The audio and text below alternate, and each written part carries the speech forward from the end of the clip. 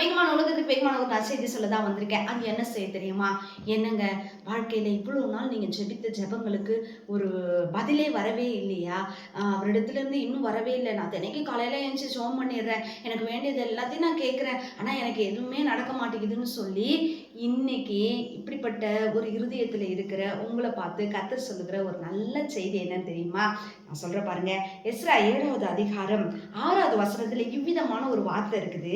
இந்த எஸ்றா இஸ்ரவேலின் தேவனாகிய கர்த்தர் அருளின மோசேயின் நியாயப்பிரமாணத்தில் தேறின வேதபாரகனாய் இருந்தான். அவனுடைய தேவனாகிய கர்த்தருடைய கரம் அவன் மேல் இருந்ததினால் அவன் கேட்டவைகள் எல்லாம் ராஜா அவனுக்கு கொடுத்தான்னு சொல்லி எழுதியிருக்கு. என்ன சிஸ்டர் இப்படி படிக்கிறீங்க, எனக்கு ஒண்ணுமே புரியலன்னு சொல்றீங்களா?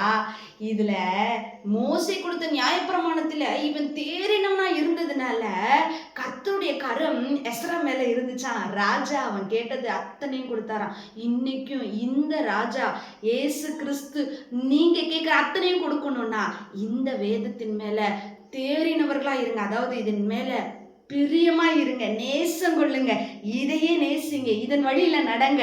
இதை நீங்க நேசிச்சீங்க, இதன் வழியில நடந்தீங்கன்னா ராஜா நீங்க கேட்கிற அத்தனையும் கொடுப்பாரு. இது உங்களுக்கு அண்ணாச்சதி. பிரைஸ் எல்லாம்.